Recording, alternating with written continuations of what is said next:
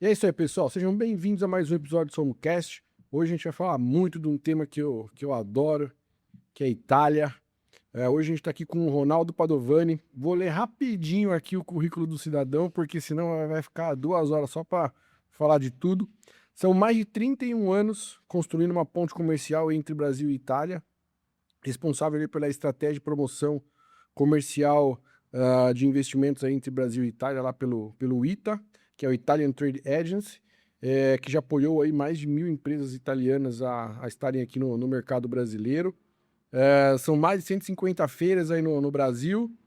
Desde 2019 está à frente então do portfólio de alimentos e bebidas e bens de consumo, e onde o nosso querido vinho está inserido. Pô, Ronaldo, obrigado pela Bastante coisa. participação. Tentei dar uma resumida, não falei muito da tua início de carreira como engenheiro e tudo mais, mas a gente vai entrar nesse assunto depois. Eu Seja acabei bem-vindo. virando suco como... É, tinha um engenheiro, quando eu fazia a faculdade de engenharia, tinha um barzinho na Paulista que era o engenheiro que virou suco. Era um engenheiro, um estudante de engenharia do ITA, e a gente brincava com isso e mais ou menos acabou acontecendo isso. Eu não virei suco, mas hoje eu virei vinho. justo, melhor ainda, né? Né? Obrigado pela participação. Ronaldo, antes da gente iniciar o podcast, eu vou agradecer nossos apoiadores. Então, nossa querida patrocinadora aqui da água, Estoque d'Água, que faz um brand, que quer fazer um brand direito da tua marca, Estoque d'Água. Os caras fazem uma tiragem de 100 a quantas garrafinhas você quiser, então para evento, para teu bar, restaurante, seja lá onde for, você quer personalizar uma garrafa de água, Estoque d'Água, manda mensagem lá pro Tamer, que ele vai te atender muito bem. Agradecer nosso apoiador de vinho aqui, Trig Uva, que faz uma curadoria de vinhos nacionais e da liberdade para a gente poder tomar outras preciosidades, como esses daqui que o Ronaldo tirou lá no fundo da adega, deu uma limpada na teia de aranha e trouxe aí pra gente uns vinhaços. Então, parceiraço, é assim também, que dá essa liberdade pra gente. Triguiva.com, curadoria de vinhos nacionais. SomoCast 10 em 10% de desconto. E se você quer desconto também, tem queijo, queijólatra. Pô, é o Veon que faz uma curadoria de pequenos produtores Muito aí bom. também, sensacional. Então, é o mesmo cupom, SomoCast10, aproveita lá. Nossa curadoria maravilhosa aqui, o Gão, nosso diamante não lapidado, nosso...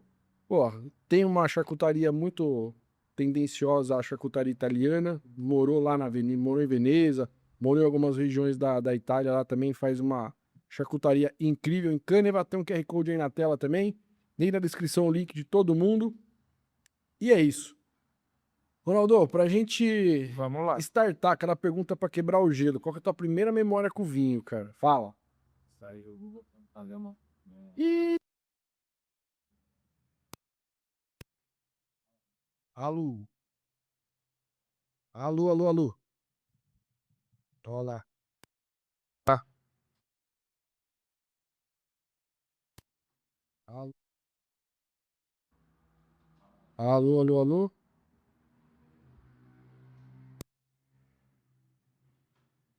Alô, alô, alô. Alô, alô, alô. Ouvindo, alô? Tá funcionando? Tá. Vamos, vamos. Fala de novo, moço. Alô, alô. Alô, alô, alô. Alô, tô falando. Tá escutando? Alô, tá escutando? Eu não tô ouvindo. Que loucura. Passou.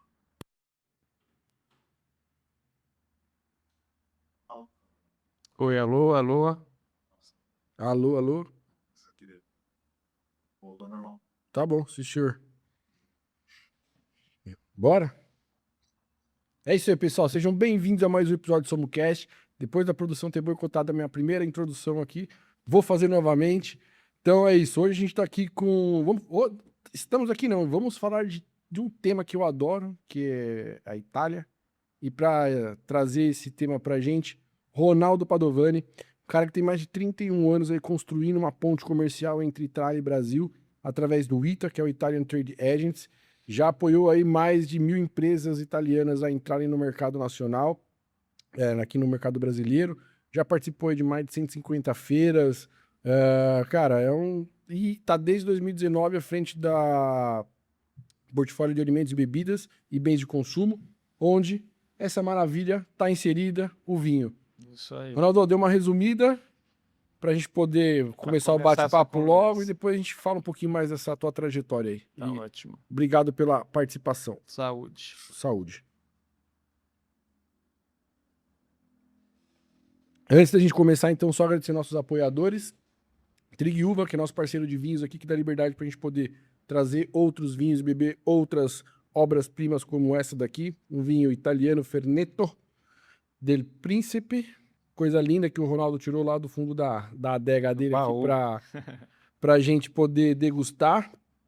Então, Trig Uva tem um cupom de desconto, SOMCAST10. É só acessar lá, o QR Code está na tela, o link na descrição. Se você também quer um cupomzinho de desconto, tem também pro nosso queijo maravilhoso do Queijólatra. A curadoria de queijos nacionais aí que o Ever faz a dedo, coisa maravilhosa. É o mesmo cupom, SOMCAST10. Também tem o link na descrição aí, o cupom na tela, QR Code na tela. Nosso querido Gão com uma charcutaria maravilhosa. Charcutaria com uma pegada bem italiana, da região, morou no Vêneto, lá em outras regiões também, Inglaterra, enfim, mas é a charcutaria italiana que ele desenvolve na Encâneva. Tem uma mão maravilhosa para tempero. Então quer provar uma charcutaria urbana aqui de São Paulo, todas legalizadas, certificada, mapa, todo esse negócio aí. Tem o QR Code na tela, acessa lá em Encâneva, manda uma mensagem pro Gão que ele vai te atender maravilhosamente bem. E se quer fazer um brand direito para tua marca, aí ó, estoque d'água, águas personalizadas pro teu negócio, pro teu evento, pra tua empresa, fazer um branding correto, de 100 unidades ao infinito. Manda mensagem lá para Estoque d'Água que o Tamer, que é o Big Boss lá da Estoque, vai te atender maravilhosamente bem. E é isso. Devidamente falado 2 vezes, né, produção? Tá me devendo um vinho depois dessa? Ronaldo, pra gente startar quebrando o gelo, qual que é a tua primeira memória com o vinho, cara? Ixi, se eu for resgatar lá realmente no passado, tem a ver com a minha família, né? Minha família é italiana, naturalmente, a família veio do Vêneto. Eu me lembro do meu avô, na época não tinha esse negócio de vinhos envelhecidos, preciosos, etc. Era vinho para o dia a dia. Então, tinha os garrafões, né, debaixo da pia da cozinha, e me lembro de todos os domingos, os avós, os mais velhos, colocando, né, um pouquinho de vinho para tomar junto com a macarronada. Criança não podia beber, mas o avô, mesmo meu pai, olhava para a gente e falava: quer provar um pouquinho? Então vamos fazer assim, coloca um pouquinho de vinho, mistura com água, um pouquinho de açúcar e vai educando, faz uma coisa mais leve. A mãe ficava eventualmente mais brava com isso, mas ia educando esse paladar. E muito tempo depois, acabei sendo introduzido por conta do trabalho, acabei sendo introduzido no mundo dos alimentos e bebidas, dos vinhos em particulares, e é uma coisa que venho aprendendo ao longo dos anos. Não sou um especialista, eu ajudo os especialistas a colocarem para fora, né, o conhecimento, os produtos deles, colocar os produtos deles no mercado brasileiro.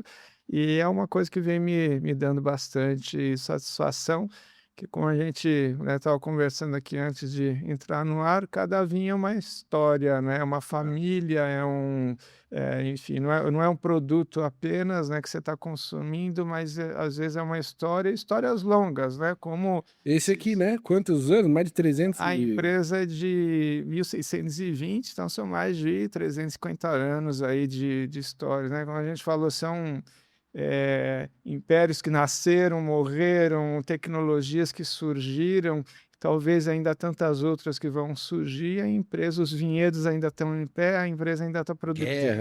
Guerras, né? Guerras também, guerras que eventualmente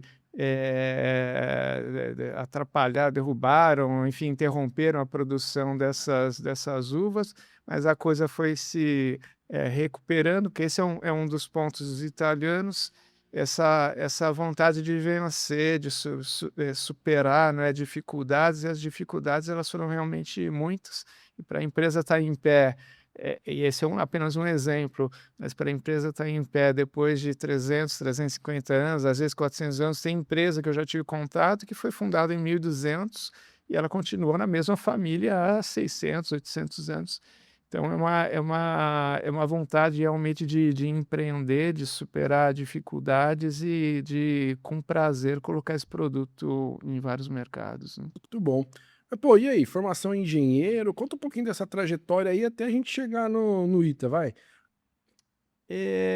Eu estudei assim, na minha casa, a gente tinha o meu pai, ele tinha esse negócio de os filhos, eles podem estudar aquilo que eles desejarem, desde que seja engenharia, medicina ou direito, Direito, né? eventualmente direito. Então, assim, minha irmã mais velha estudou engenharia, meu irmão acabou dando uma escapada, meu irmão mais velho deu uma escapada, e meu irmão mais novo também estudou engenharia, então eu fui nessa trilha e acabei estudando também, fiz a escola politécnica, trabalhei um pouquinho na área, sobretudo enquanto estava nos estágios, enquanto ainda estava na faculdade, mas aí lá pelas tantas a vida ela vai te, apresentando opções e essas opções você não às vezes você não tem muita, escolha, apresenta as opções, o que que vai dar, né, você vai para o caminho A e vamos ver no que dá, quando chega no final dessa estrada tem uma outra estrada e assim por diante. Eu nunca vou saber como é que vai ser, como é que teria sido a minha vida se eu tivesse continuado como trabalhado efetivamente como, engenheiro desde a formação. O fato é que, já no final da escola de engenharia, eu tinha muito essa vontade de morar um pouco conhecer o país dos meus avós, dos meus antepassados. Eu falei: "Eu não quero ir para lá não quero fazer trabalhos, assim, básicos, etcétera", que é mais ou menos um pouco isso que as pessoas sem experiência, eu era um recém-formado, acabam fazendo quando resolvem, Trabalho mais ir braçal para ali, né? ir para outro lugar. Então eu falei: "Ah, vou estudar".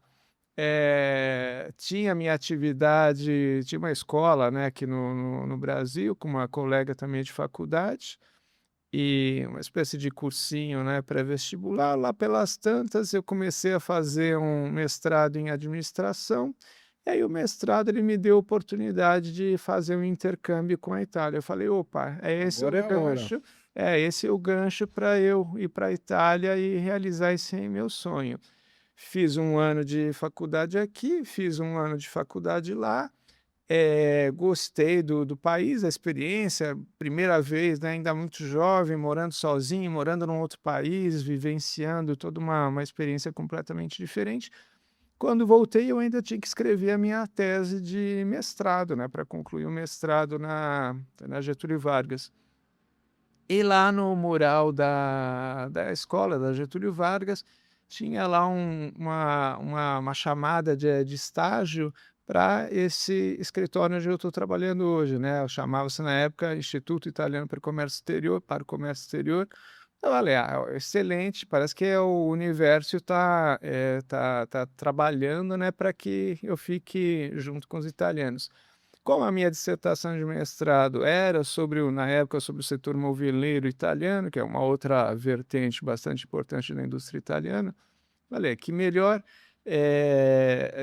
oportunidade para continuar levantando informações para essa minha dissertação e ganhar alguma experiência.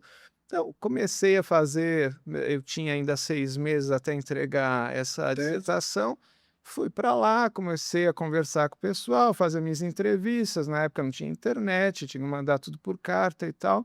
Fui fazendo, e nessa daí vamos ficando mais um pouco, e passaram-se 31 anos. Então, no começo, como eu tinha essa formação de engenharia, trabalhava muito com bens de capital, com máquinas para processamento de metais, de madeira, que é uma outra parte também bastante, aliás, fundamental, né, dentro da economia italiana.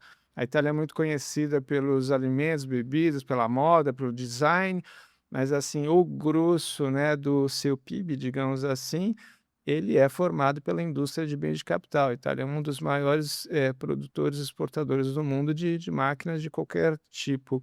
Alguns tipos, inclusive, ele é líder mundial, é referência mundial nesses segmentos, na parte de, por exemplo, processamento de couro, de pedras, rochas ornamentais e assim sucessivamente. Máquinas, equipamentos para alimentos e bebidas, embalagens, né, na área de alimentos e bebidas, etc. Então, comecei a desenvolver essa experiência e fiquei lá ao longo dos anos, mudava de um setor para o outro, ajudando nesses primeiros anos de experiência, o mercado brasileiro ele estava comprando muito equipamento, estava investindo muito, que era um período de abertura para as importações, né? Um pouco depois de 1994, 94 foi quando eu morei na Itália.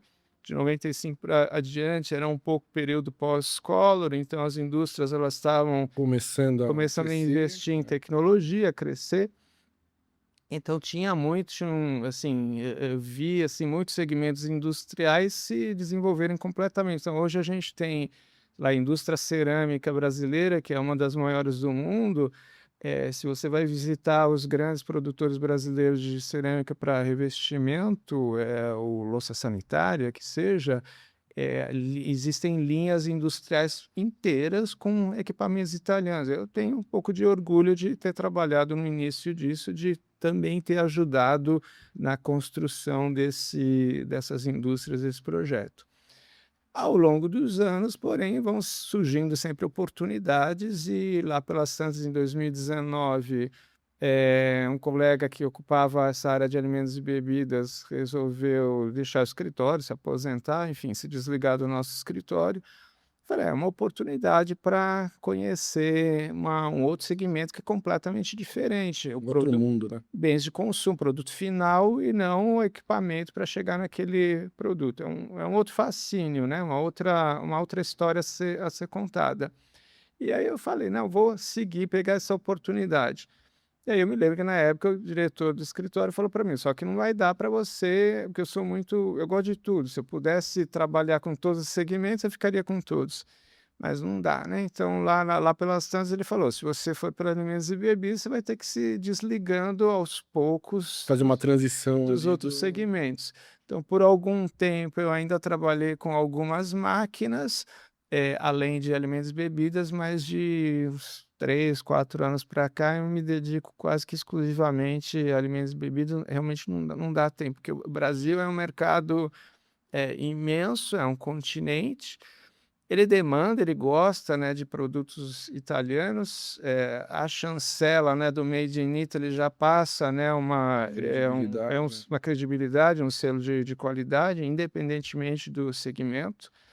É claro que se eu falo de uma maneira geral de produto Made in Italy e falo para uma pessoa leiga, né, de equipamentos, de máquinas, eles falam, mas puxa, máquina italiana, será que cola isso, não cola?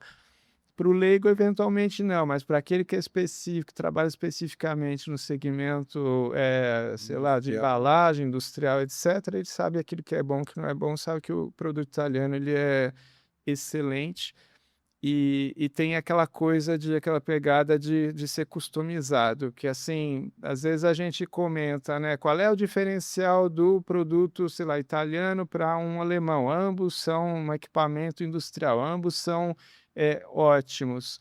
Qual é o diferencial? O diferencial é que às vezes o alemão, por exemplo, você tem que adaptar o seu processo industrial ao equipamento que você está comprando. No caso do italiano, ele adapta, né, a sua tecnologia, a tecnologia que desenvolve para a necessidade do cliente.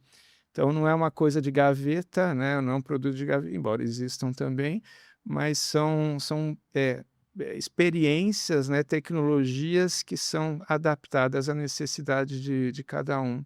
Mas o fato é que lá pelas tantas entrei nesse mundo dos bens de consumo e estou bastante satisfeito. Foi essa transição aí? Porque a gente tá falando de máquinas de milhões.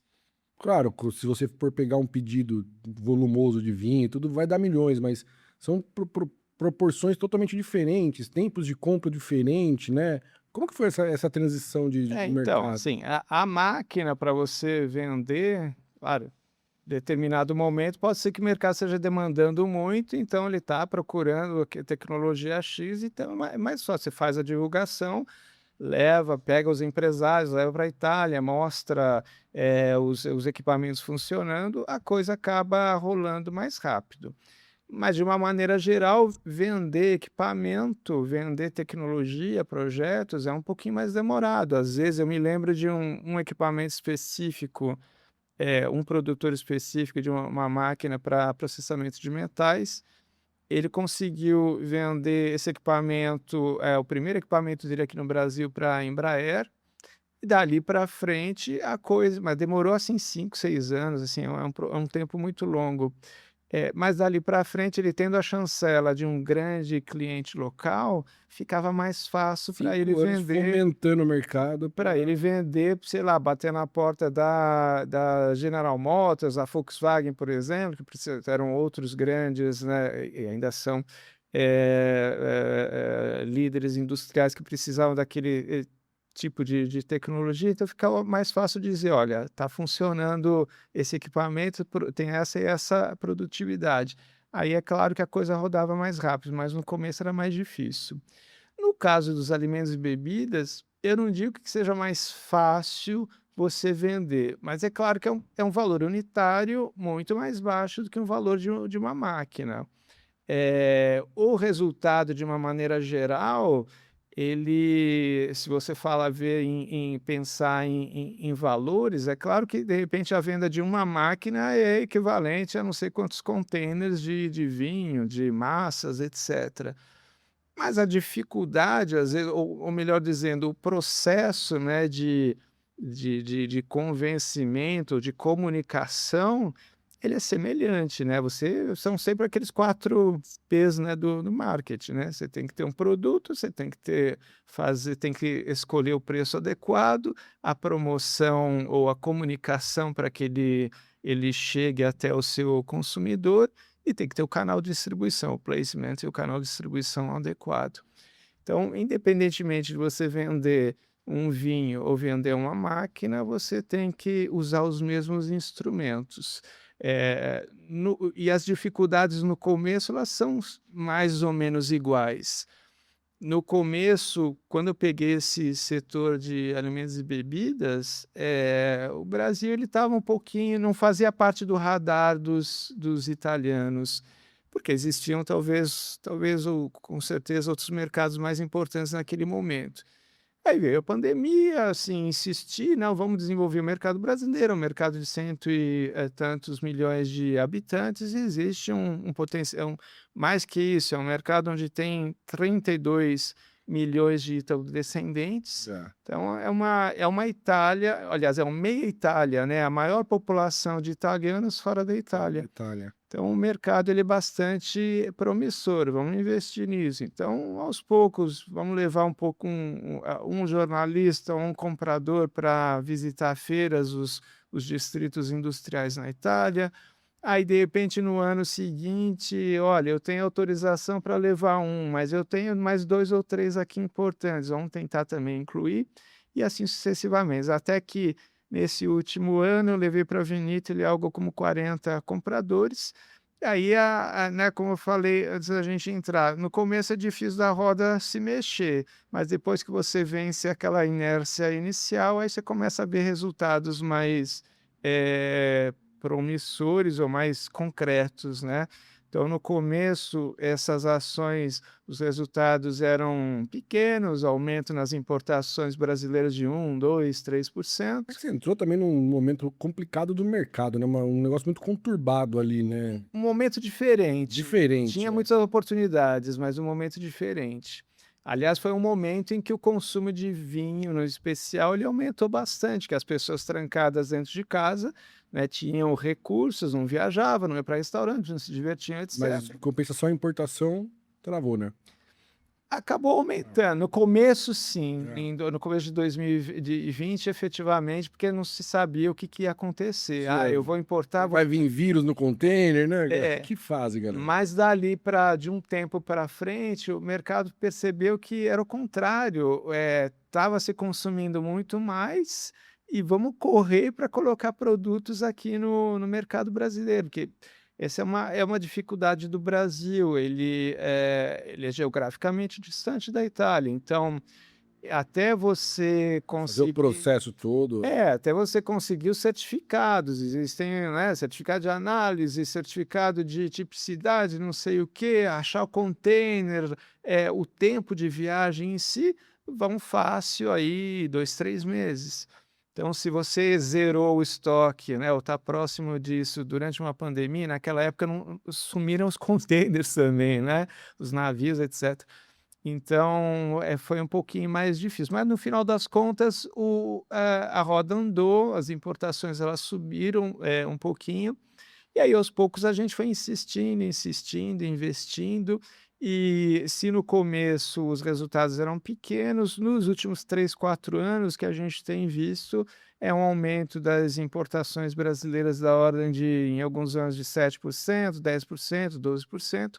Esse ano, entre janeiro e maio, que é a última estatística que eu tenho à disposição, já se verifica um aumento de 16, quase 17% em valor, e enquanto que no começo, o aumento das importações era mais em valor, então ia aquela pegada de valorização, né, do produto italiano, né, Aumentando o ticket ali do. menos produto de entrada e mais produto de maior valor agregado. Então você tinha em quantidade, às vezes aumentava um pouquinho, às vezes ficava mais ou menos estável, às vezes diminuía 0,6%, que eu considero estabilidade, né, que depende dos estoques que você tem à disposição naquele ano.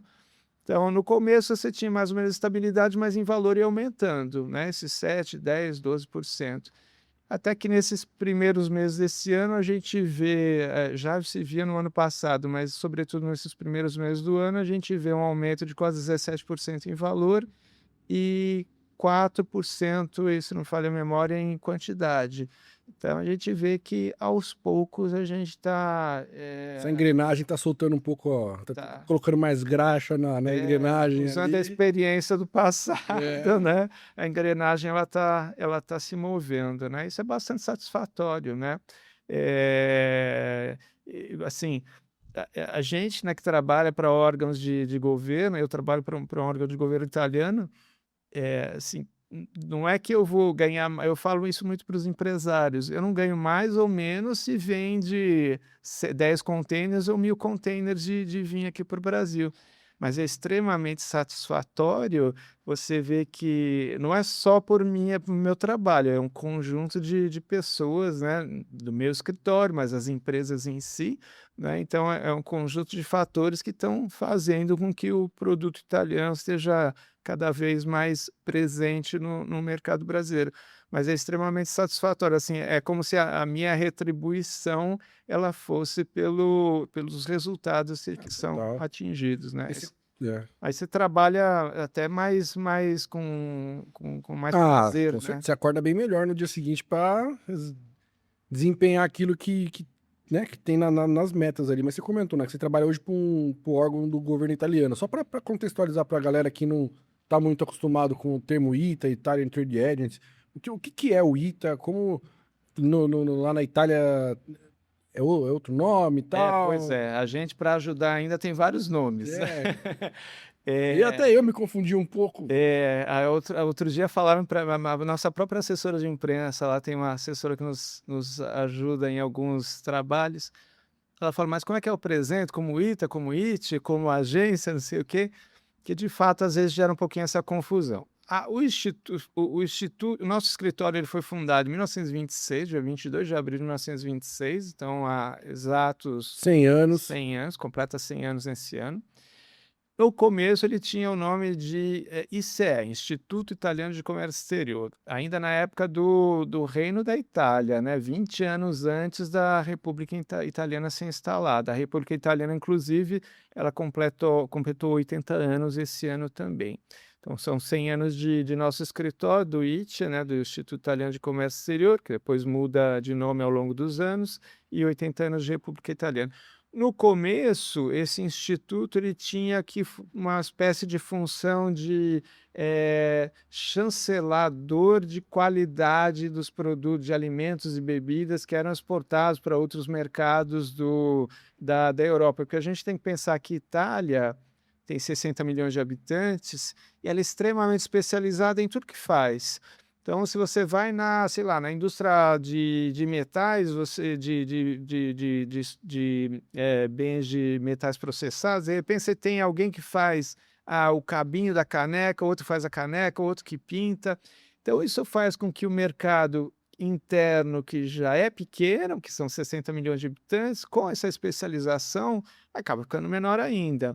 Então, os italianos, eles têm que obrigatoriamente, é meio que obrigação mesmo, procurar outros mercados. Óbvio que os mercados no início são aqueles mais próximos da Europa, e aos poucos eles vão ganhando, as empresas vão ganhando experiência e vão para outros mercados mais distantes, de repente Estados Unidos, Rússia, Brasil também, Austrália, etc. Então, no começo, esse instituto ele tinha meio que função de chancelar a qualidade de produtos, em especial da parte de alimentos e bebidas, que iam para outros mercados estrangeiros. Não existia ainda um Ministério da Indústria, Comércio Exterior na época, que foi instituído tempo depois, e existia já o nosso instituto, que mais ou menos tinha uma função de ministério das exportações, digamos assim. Mais de qualidade ali, né? Lá pelas tantas, esse ministério foi criado, o nosso instituto ele ficou submetido à administração do Ministério do Desenvolvimento, Indústria e Comércio Exterior. Sempre como Instituto de Comércio Exterior, ICE, né? A sigla ICE é Instituto Italiano de Comércio Exterior. Mas lá pela frente, por volta de há uns 20 anos atrás, se me falha a memória, já estávamos num dos primeiros, se não o primeiro governo de Berlusconi, o Instituto ele acaba havendo uma reestruturação, e nessa reestruturação ele muda de nome, assim, para denotar essa mudança, né, digamos, de estrutura, de estratégia, digamos assim, vamos mudar também o nome, vamos mudar a marca, uma espécie de... O governo gosta de fazer essas coisas, não é exclusividade nossa. Né, assim, mudar o branding, né? Eu que fiz, né? E aí, E aí, realmente mudou. Então, a gente continua tendo o ICE pequenininho do lado. Se for ver o nosso logo, tem o ITA, né, que é Italian Trade Agency, e pequenininho lá em cima, ao invés de uma espécie de trademark, você tem o ICE, Instituto de Comércio Exterior, para se lembrar que a gente continua com a ligação com aquele passado. Mudou de nome, mas continua sendo a mesma coisa. Mesmo antes dessa mudança de nome, o Instituto, ao longo dos anos, ele passa a assumir essa função de promotor do produto italiano no exterior, já que a Itália ela precisa, a indústria italiana ela precisa encontrar mercados estrangeiros, né, para se desenvolver. Como a gente disse, o mercado interno é pequeno. Então, esse instituto ele acaba então assumindo essa função de promotor de divulgação dos produtos, tecnologias, de tudo aquilo que a Itália tem de bom, né, dos projetos, enfim, dos serviços, e a gente faz a divulgação desses produtos no exterior. Hoje são cerca de 80 escritórios espalhados no mundo inteiro.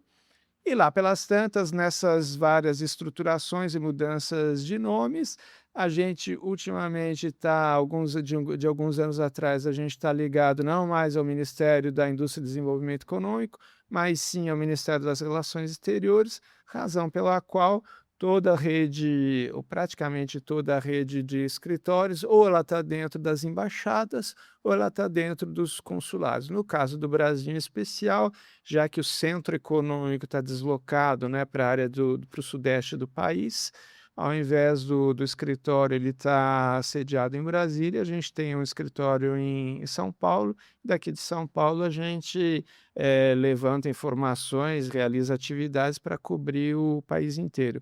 E mais recentemente a gente abriu que a gente chama de ponto de correspondência dentro do consulado no Rio de Janeiro, para também fazer esse trabalho especificamente para o Rio e outros estados que o consulado consulado do Rio tem competência. Mas sempre com a função de promover produtos, serviços, tecnologias italianos, no nosso caso aqui no Brasil, e também outra função que a gente absorveu há alguns anos, atrair investimentos estrangeiros para a Itália. Então, uma coisa que eu costumo falar para as pessoas perguntar: o que que é a ITA, agência, é ligado à embaixada? É tudo isso, são É um mix. nome, são só nomes diferentes. Então, a gente tem essa função, né, de promotor, de atrator de investimentos, e enfim, vem realizando isso aí há 100 anos no mundo inteiro. Aqui no Brasil está para completar aí uma outra data interessante, isso é os nossos 60 anos.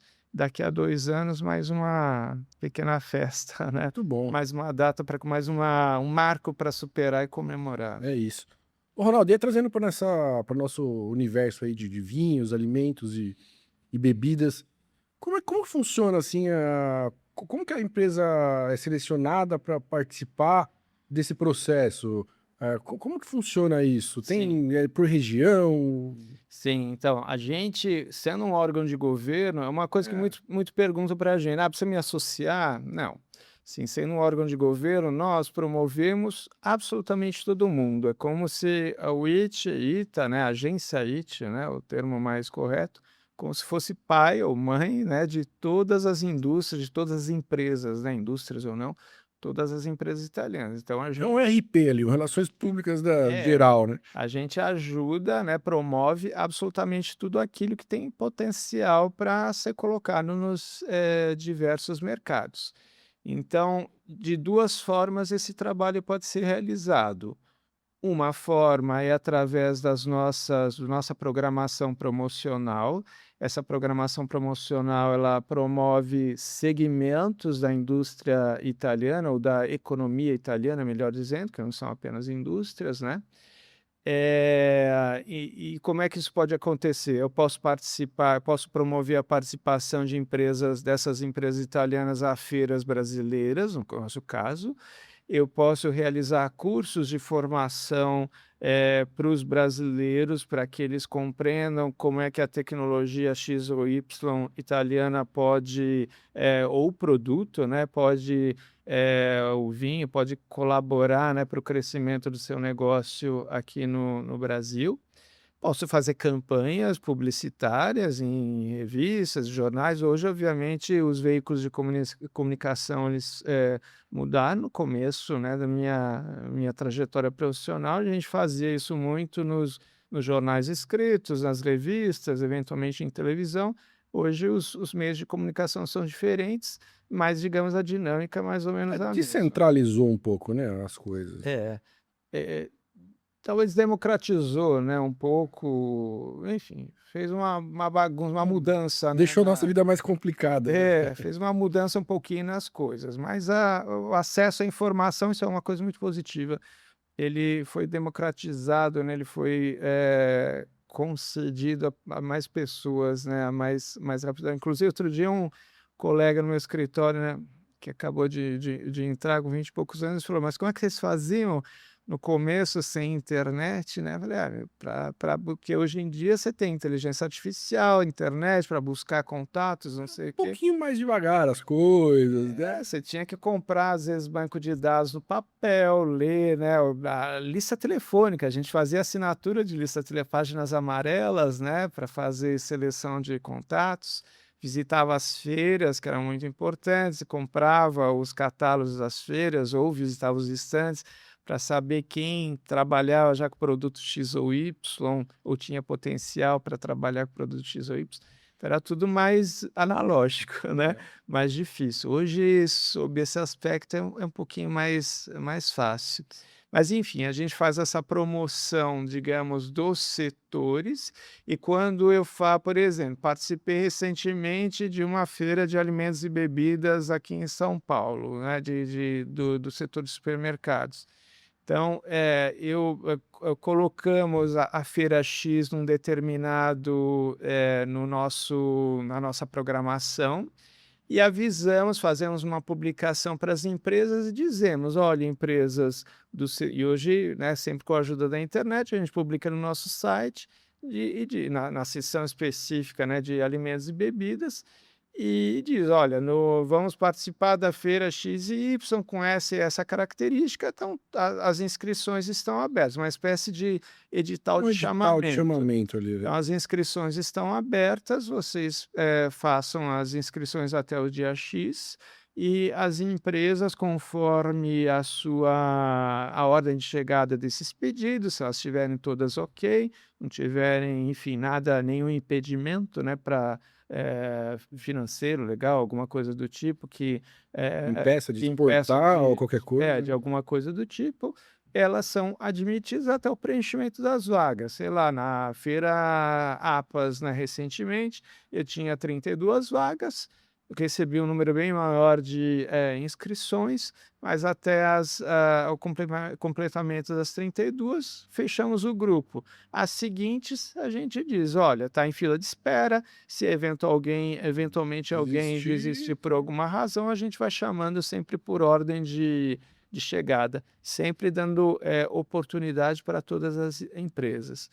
É de graça? Muita coisa que a gente faz é de graça, porque Já vendo o investimento dos impostos. O nosso instituto ele é mantido, né, pelos impostos italianos, então, de alguma forma, eles estão pagando por esse serviço. Mas, às vezes, para participar da feira X ou da ação Y, existe sim uma custo ali. quota de participação, mas às vezes são 5%, 10%, 20% do investimento que ele faria. do investimento total porque a gente vou participar de uma feira, eu comprar, eu monto o stand, faço a divulgação, tem a assessoria de imprensa que faz a divulgação para que o mundo saiba que eu estou lá dentro estou presente com um grupo de 10, 20, 30, 100 empresas, se não mais em alguns casos. Desse investimento todo, as empresas realmente pagam uma pequena fração. E por quê? Porque, assim, durante a pandemia, por exemplo, a gente, para sempre incentivar as empresas, não cobrava nada. E não cobrar, às vezes a pessoa não dá valor, porque de repente é de graça. Não estou podendo ir porque estou com dor de cabeça, estou com gripe, estou com problema na empresa, a caldeira que estourou, então não vou, não paguei nada mesmo, não vou. E não é bem assim, né? Porque se você não participa de um evento, do circo todo que foi montado, você está prejudicando A a imagem de imagem do todos, nosso né? escritório e do país em si, sem falar que investimos dinheiro e o dinheiro ele não Poderia ter outra empresa ali mais interessada no e lugar. às vezes tem, não dá tempo de colocar porque a pessoa só não apareceu e pronto. Então, é importante você cobrar alguma coisinha para que ele dê valor e Sim, fala: acho puxa, justíssimo. já gastei algo, então eu não vou desistir, não. Eu vou lá, vou mandar, eu não posso ir, mas eu vou mandar alguém me substituir, mas vou aproveitar essa oportunidade, né? Então, essa é uma forma, abro o leque para todo mundo. No caso de vinhos, por exemplo, já que é o universo, né, desse canal, em setembro, a gente vai fazer o nosso roadshow aqui pelo Brasil, a gente chama de I Love Italian Wines. Aliás, conversando, você falou de montar, né, o que você tem montado nos eventos dedicados, estúdios para entrevistar pessoas do segmento, etc. Pode ser uma boa, né, você participar conosco. São eventos extremamente especializados. A gente não são eventos grandes, a gente recebe 1.200 a 2.000 compradores, dependendo do número de etapas. Esse ano são 4 etapas, começa em Brasília no dia 11 de setembro, depois no dia 14 de setembro a gente vai para o Rio, 16 de setembro São Paulo e 18 de setembro Curitiba. Sempre 2 etapas, São Paulo e Rio, elas são fixas, uma terceira etapa itinerante. Esse ano, por solicitação do embaixador, Brasília foi incluída nesse percurso, né, nesse roadshow. Então, a gente abre o evento em Brasília e depois segue para as etapas seguintes. Ele é estruturado da seguinte maneira: existe um salão de degustações, que é como se fosse uma feira, cada empresa tem a sua bancadinha e faz a apresentação dos seus produtos. E existe as salas das degustações guiadas, com sommeliers, eventualmente a gente traz o Master of Wine, ou enfim, ou trabalha com sommeliers, especialistas locais, para fazer a apresentação de uma determinada seleção de vinhos. O evento ele é aberto ao trade, é um evento só para negócios. Cada etapa costuma receber, aí, dependendo da cidade, algo como 400 a 600, São Paulo 800 compradores. Então, esse ano em especial, a gente está querendo trazer até 100 vinícolas e importadores também, são admitidos. Normalmente a gente trabalha somente com as vinícolas ou com as empresas italianas. Nesse caso específico do Roadshow Law Italian Wines, a gente também trabalha com os importadores.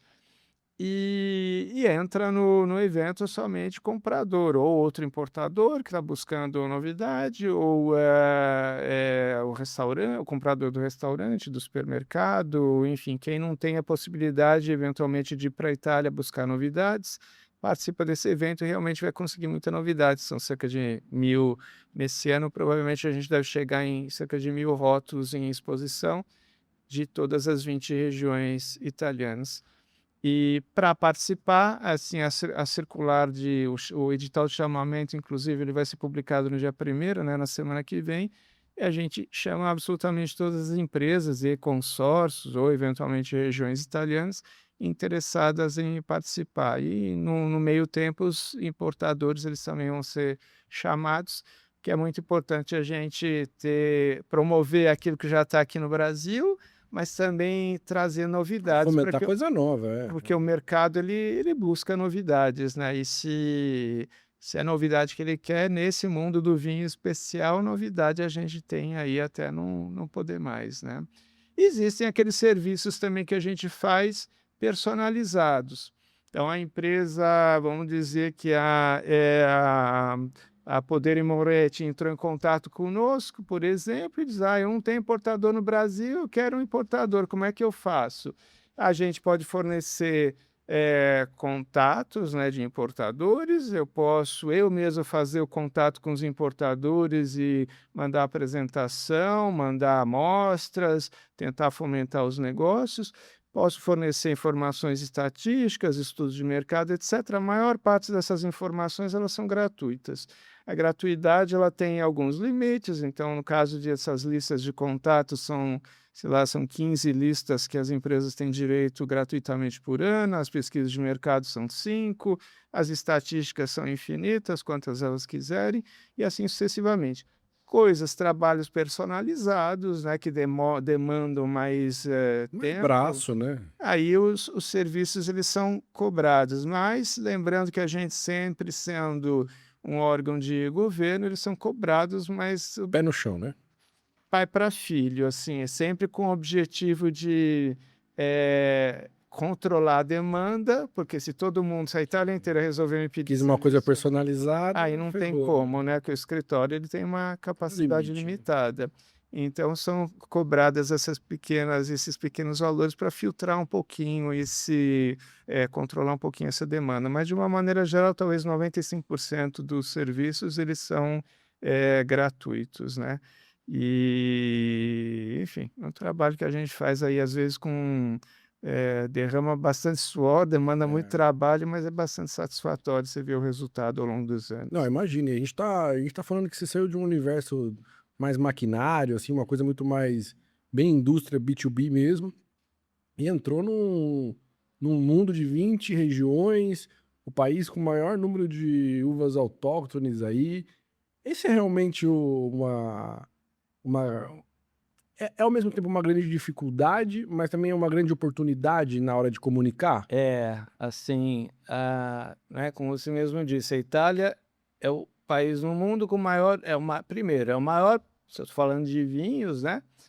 É o maior produtor mundial de vinhos, hoje é o maior exportador mundial de vinhos, tem o maior número de uvas autóctones, fala-se algo em torno de 600, 540, 600, algo dessa ordem de grandeza.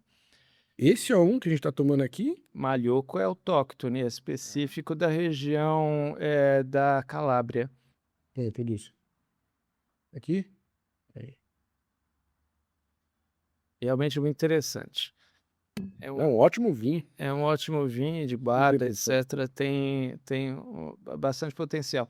Então, assim, tem um universo, tendo, obviamente, né, esse patrimônio de uvas, essa história, né, as vinícolas com 600, 800, 1000 anos de existência, tendo esse patrimônio todo, é claro que você tem um leque muito grande de informações. Você tem vinhos sendo produzidos em todas as 20 regiões italianas, vinhos de montanha, vinhos né, produzidos no litoral, em solo vulcânico, calcário, nas ilhas.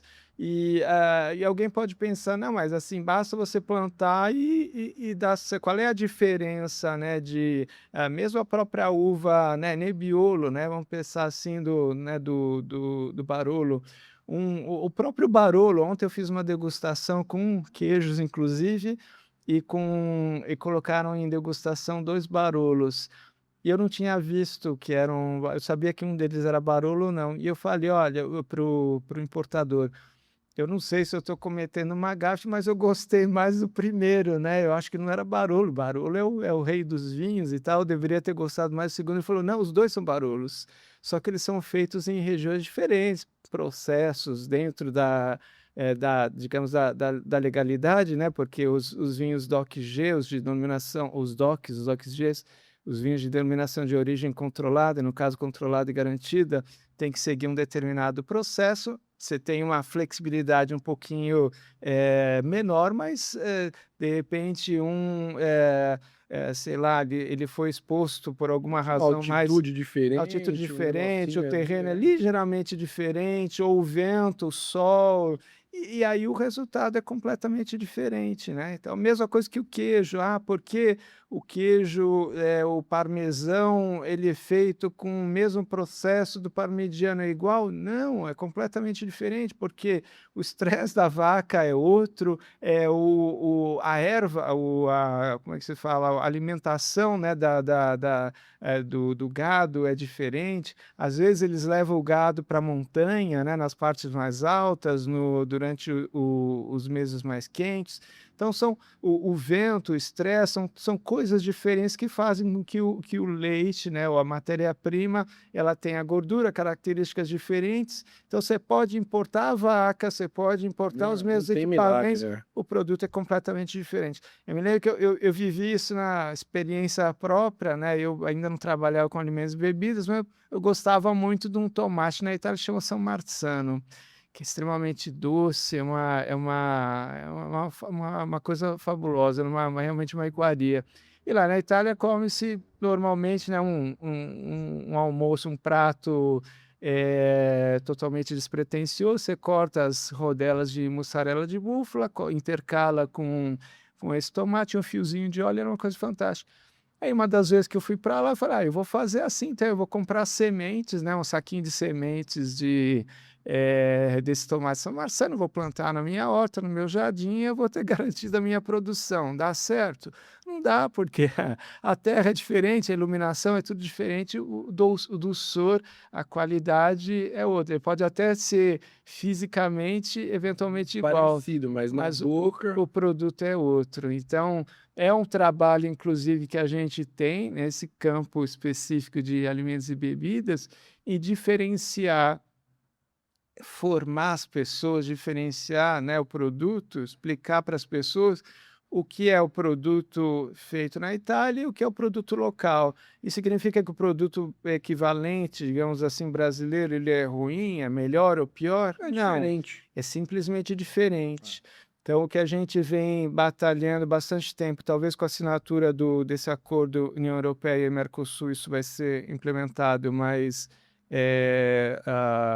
efetivamente, né, nos próximos anos, essa impossibilidade de você usar denominações de origem de determinado país aqui no Brasil e vice-versa. Se o produto é, vamos dizer, Parmigiano Reggiano, e o Parmigiano Reggiano é um produto com denominação de origem protegida, ele tem que ser obrigatoriamente produzido numa determinada região da Itália, com um certo gado, alimentação de uma certa forma, etc, etc. Então eu não posso usar tipo parmesão, tipo isso, tipo aquilo. Isso significa que eu não vou mais poder, produzir o queijo aqui no Brasil? Pode, mas você tem que ter Um a sua nome. identidade, né. E ele vai ser talvez tão bom ou eventualmente melhor do que o produto que você está se colando, né, na rabi pegando o vácuo, né, para se, desenvolver. No passado, quando essa indústria se desenvolveu, esses tipos, né, se desenvolveram aqui no Brasil, tinha um pouco de sentido, porque os italianos vieram para cá, trouxeram a experiência deles Queriam gastronômica fazer para aqui cá, também. queriam fazer, não tinha os ingredientes e começaram a desenvolver coisas semelhantes com aquilo que tinha localmente. Então, ao longo dos anos, a cozinha italiana, os ingredientes italianos, eles foram sendo adaptados, foram sendo criadas, né, essas versões brasileiras, né?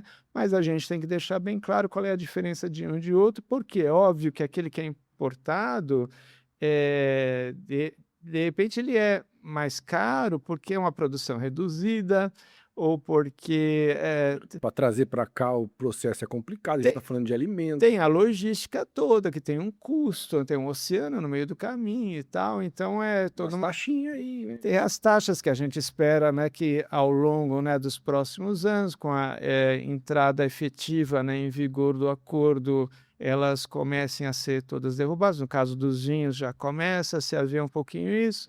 Os espumantes, né, já tiveram espumantes abaixo de $8 por litro, já tiveram o seu, não sendo champanhe, teve o seu azeramento, né, do imposto de importação, os demais uma diminuição gradual ao longo dos próximos 8, 10 anos. Então já existe um processo em andamento. Mas, de qualquer forma, eu tenho que diferenciar um produto do outro, senão o consumidor vai lá no mercado, por exemplo, e vê sei lá, um queijo A, que é o tipo, o queijo B, que é o importado, esse custa mais caro que o outro. Por que que eu vou no mais caro se o outro é a Tipo. mesma coisa, é tipo a mesma coisa, né? Não, porque não é a mesma coisa. E aí você faz ele provar, você explica a história, explica a razão, né, essa diferenciação, ele vai continuar gostando do produto brasileiro e ele vai continuar, vai eventualmente começar a consumir cada vez mais o produto italiano ou, no caso, né, do acordo com a União Europeia e Mercosul, e eventualmente produtos de outros países. Assim como também vai haver oportunidade para que produtos brasileiros sejam colocados no mercado europeu, né? Aqueles que não existe, tem muita gente que fala em competição, que, né, algumas indústrias vão ser prejudicadas. Eu acho que não, acho que isso vai abrir oportunidade para que o consumidor ele tenha acesso a mais produtos e conscientemente possa fazer a sua escolha, né, e continuar consumindo um e outro também, Não, né. total. Ô, Ronaldo, e aí você já entrou nesse tópico União Europeia, Acordo Mercosul. Vamos dar um resumão para a galera, assim, de como que foi esse processo, o que realmente a gente já tem efetivamente de subsídio aí, de desconto, subsídio não, né? É. Desconto na taxa de importação. Processo longo, foram mais de 20 anos, 20 e poucos anos, né, de negociações entre os 2 blocos. Um pouco por conta dessas mudanças que estão acontecendo no mundo inteiro, guerras, tarifas que estão sendo, né, colocadas ou, né, na calada Imposta. na calada da noite, né, num ou no outro mercado. E o problema não é nem a colocação da tarifa, porque ela começa a valer hoje, depois amanhã já não é Já não mais, semana vai. que vem volta de novo. Então fica difícil para um empresário se preparar, né, colocar o seu, sabe, aquilo que ele vai, como é que ele vai montar o seu preço, né, colocar o seu produto em determinado mercado. Mas, enfim, um pouquinho também por conta dessas mudanças, né, que estão acontecendo no mundo, o processo ele foi acelerado e entrou em vigor a partir do dia 1º de maio. Uma entrada em vigor ainda provisória, por pedido de alguns participantes, né, alguns Estados-membros da União Europeia. O acordo ele foi submetido à Suprema Corte da União Europeia, mas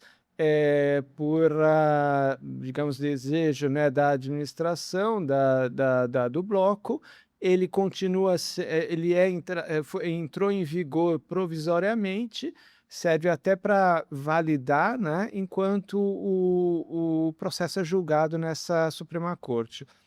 Esse julgamento, dizem, deve demorar algo em torno de 1 ano, alguma coisa assim. Então, ao longo desses próximos 12 meses, ou o tempo que for, se a gente vê, se o mercado perceber que os resultados estão sendo positivos para ambos os lados, né, se o comércio total do bloco está aumentando, aí não vai ter razão mais para que o país X ou Y ponha obstáculos para o seu andamento. Ele vai ser a entrada em vigor, digamos, provisória, ela vai ser confirmada daqui a alguns anos. Então, como é que funciona? Depende da característica, depende do tipo de cada produto.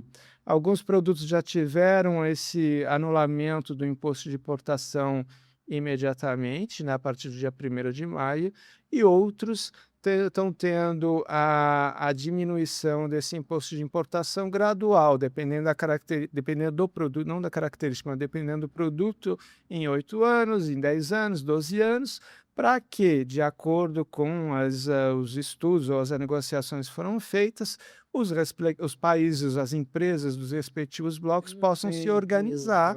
Tem um tempo para, né, vamos imaginar, se eu anulasse os impostos de importação, por exemplo, sobre todos os vinhos, obviamente que vai ficar mais fácil para o bloco europeu, grande produtor de vinhos, colocar os seus produtos no Mercosul. E a cadeia toda teria dificuldade, não só no Brasil, mas no Chile também, na Argentina, né, em outros que são importantes países produtores dessa categoria. Então, eles precisam de tempo para se reorganizarem, eventualmente procurarem outros mercados que possam compensar a eventual perda, né, digamos, no chiqueirinho deles, né? Um rearranjo. Um rearranjo das coisas. Eventualmente, esse ganho de mercado, ele pode até ser lá do outro lado, né? Para os países do Mercosul na Europa e vice-versa, né? Vou vender talvez menos o meu produto aqui, mas eu vou vender mais lá,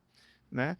Isso acontece gradualmente. Então, no caso dos vinhos, espumantes com valor com exceção de champanhe, espumantes com valor de $8 por litro para cima, tem o azeramento, a anulação do imposto de importação, teve isso imediatamente a partir do dia 1º de maio.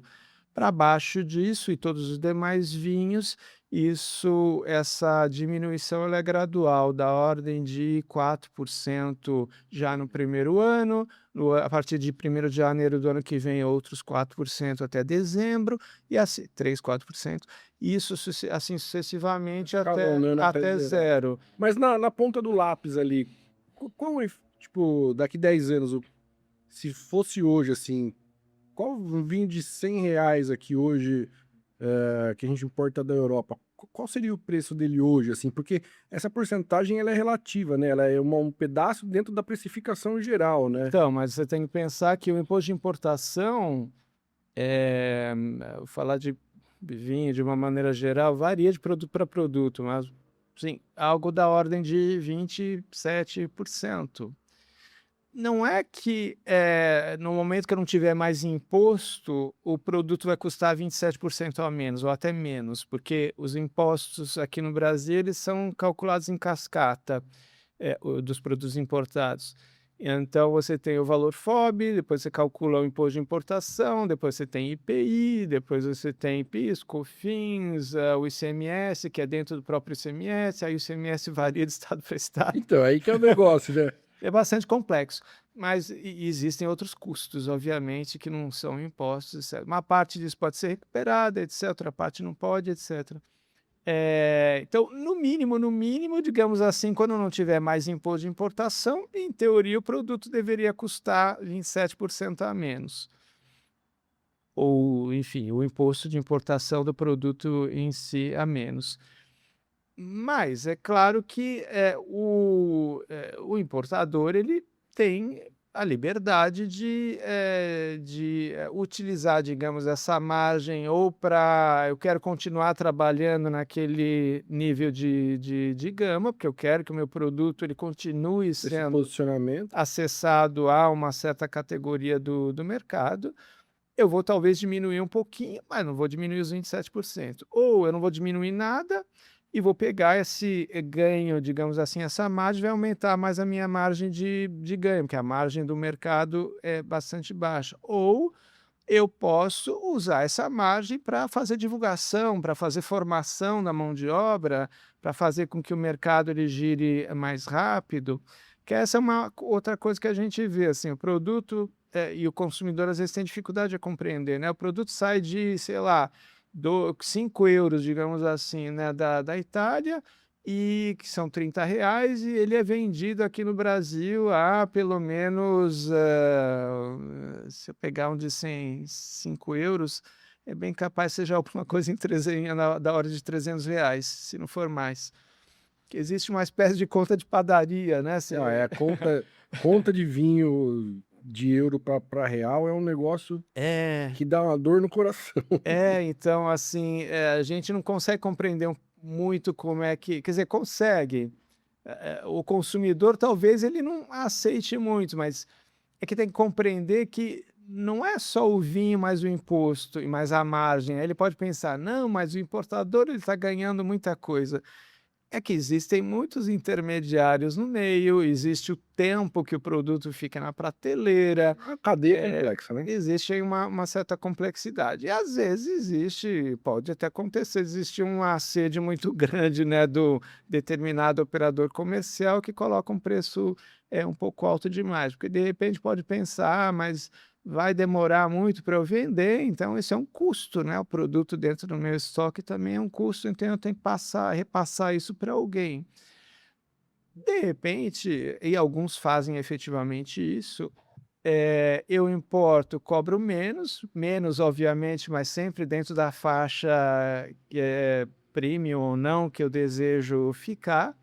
E isso faz com que o produto ele gire mais rápido, e girando mais rápido, talvez seja melhor, né. Nem todo mundo consegue, agir dessa forma, usar esse tipo de estratégia, mas aqueles que eu, vi que têm adotado isso, diminui um pouquinho o custo, né, faz com que ele chegue mais acessível, um pouquinho mais acessível ao consumidor final, investe muito em publicidade, essa pessoa ela consegue estar presente em vários mercados. E talvez seja esse, mais do que os outros, que consiga fazer com que o mercado ele cresça, a ritmos mais velozes, né, nesses últimos anos. Porque o outro, de repente, ele pode pensar: "Puxa, mas, estou trabalhando desse jeito, está dando certo, para que eu vou mudar a minha". A minha esperança é que a gente não tenha uma inflação tão grande do preço do produto no futuro.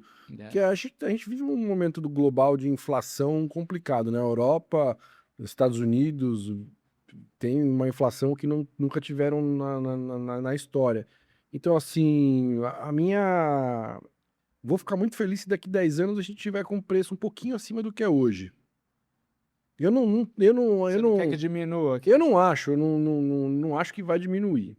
Eu acho que, claro, vai ter uma coisa pontual ou outra, vai ter.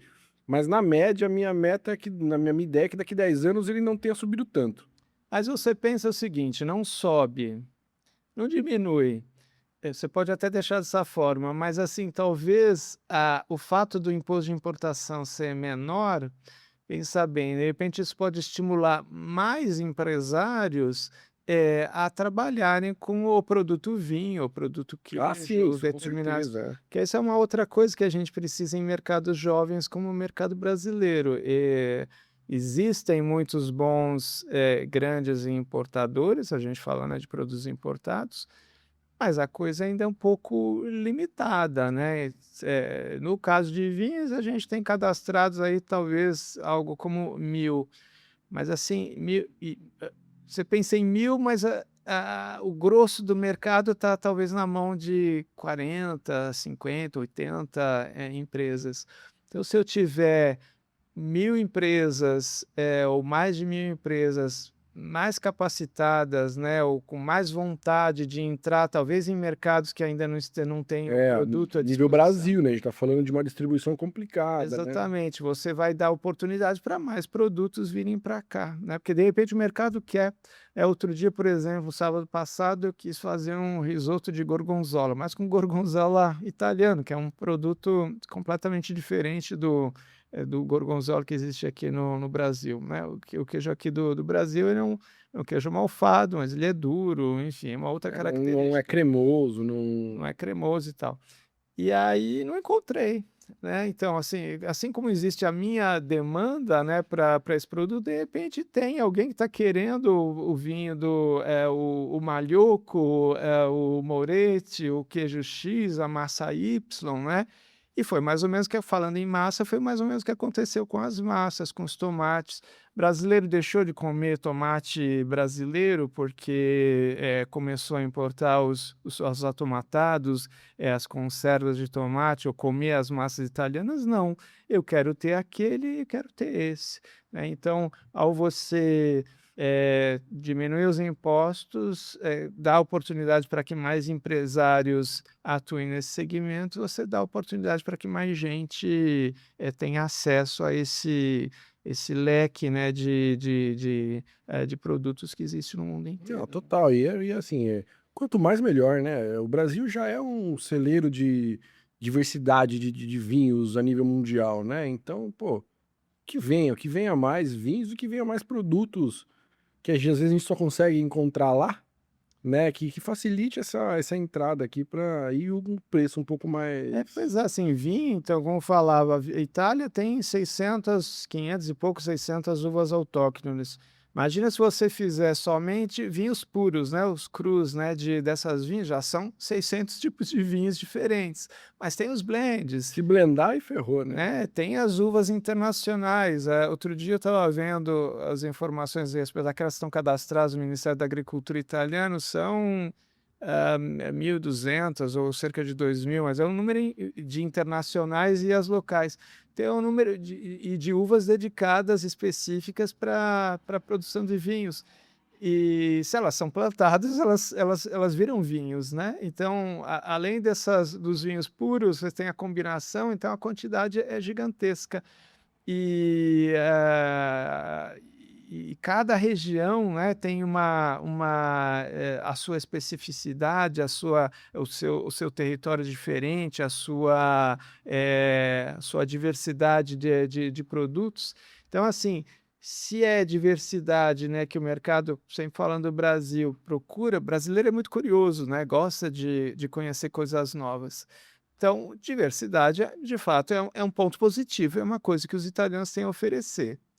Mas isso pode ser também pensado como um ponto negativo, porque se eu tenho uma diversidade muito grande em um mercado ainda com pouco conhecimento, ele tem mais dificuldade para escolher entre por que que eu vou comprar o Malhoco se eu estou me dando bem com o Chianti que Ah, eu mas a gente tomo? já vive isso no universo do vinho. Você vai num supermercado aí, você tem 2.000 SKU de um produto. Você vai pegar uma massa, você tem, sei lá, 30. Exato. Agora o mundo do vinho já vive isso, né? Já é um negócio meio conturbado, né? Exato. Então, se você chega lá e você não tem algum conhecimento, mínimo que seja, não precisa ser É. especialista, fica meio difícil e acaba indo sempre no seu mesmo padrão. Nem olhe para a prateleira, vai lá e vai Pega e pegando sai as coisas, correndo, né? né? Senão. Eu, aliás, sou mais ou menos isso, né? Sempre com o tempo corrido, então eu vou Ah, pegando eu as odeio coisas. comprar vinho em mercado. É, Assim, claro, tem mercados que tem uma puta diversidade, tem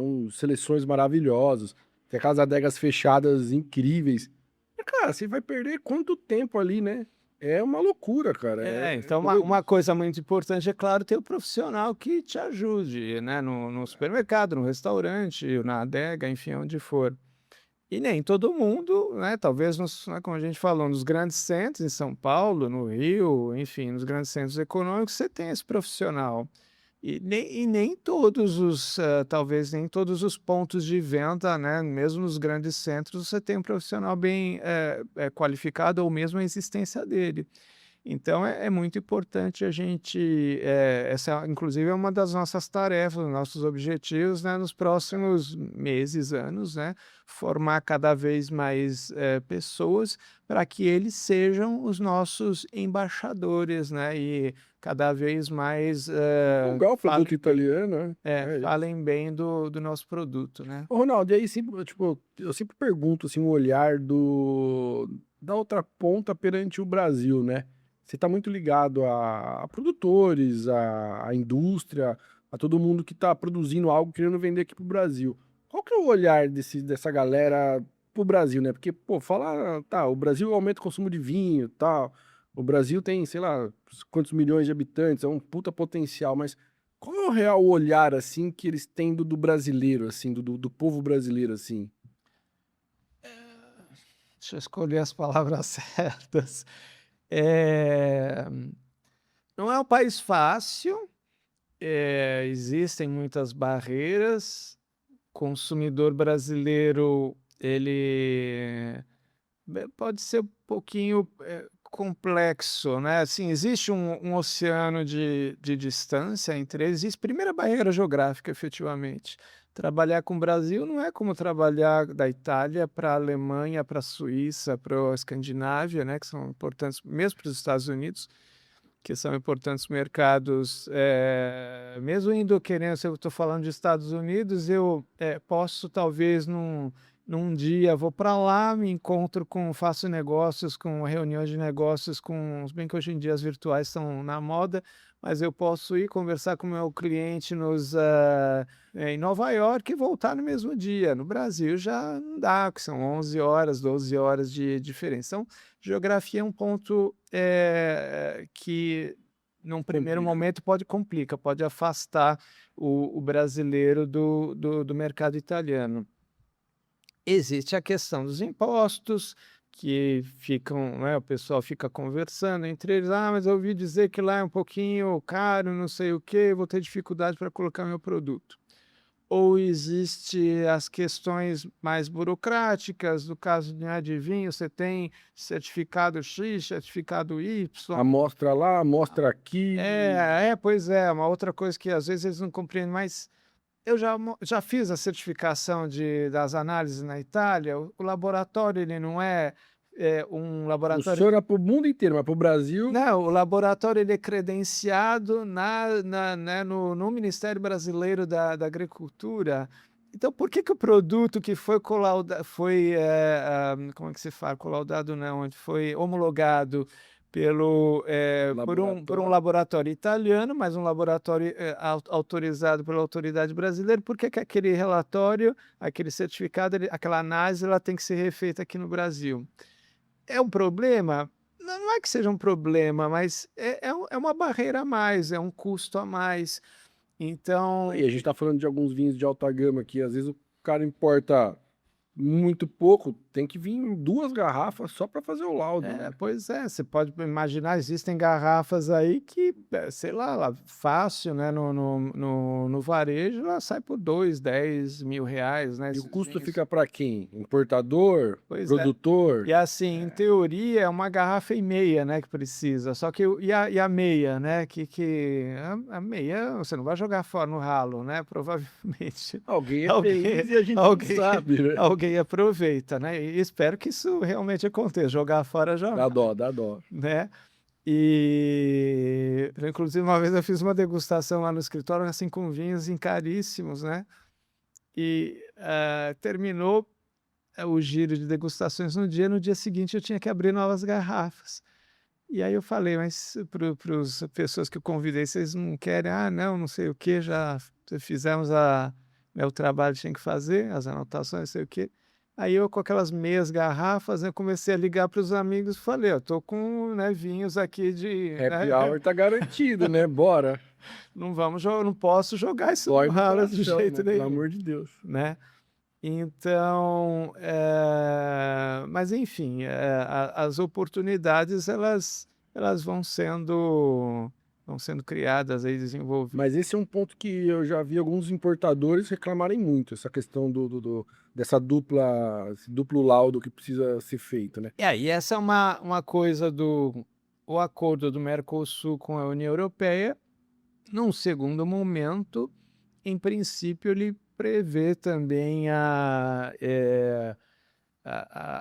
derrubada, digamos assim, também dessas barreiras burocráticas, ou a homologação, né, de determinados procedimentos Ah, que na, legal. na Itália e no, ou na Europa, no bloco europeu e no bloco sul-americano. Mas, no segundo momento, talvez essas barreiras, alguns importadores chegaram a me dizer isso, essas barreiras não econômicas, elas são até às vezes maiores do que as barreiras econômicas, porque os impostos, pelo menos a gente sabe quantos são e E pronto, tá né. todo mundo na mesma seara É. ali, né? E, o problema desses certificados todos, análise, não sei o quê, que assim, se eu penso numa empresa grande, ok, ela tem lá o departamento, sei lá, É. X, que tem uma pessoa dedicada para fazer as análises, tirar, fazer o Assim tal como do tem o departamento que horas e horas de imposto, tem o é, departamento de laudo que lá, né? faz lá o anexo 11, né, que é temido aqui no Brasil, né.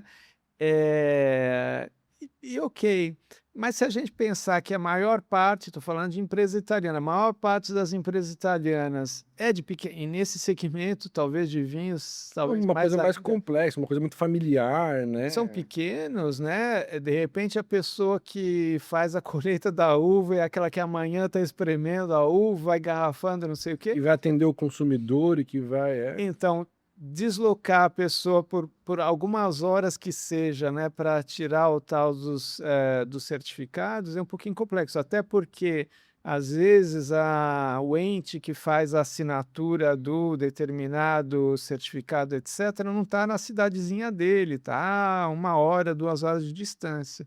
Aí ele fala: "Ah, assim, brincou, né, pra que eu vou me, empregar tempo, né, para vender nesse mercado, vai ser importante? Vai, mas de repente eu tenho um outro que é um pouquinho menos complexo, então hoje eu acho que eu vou dedicar a minha energia para aquele mercado menos complexo.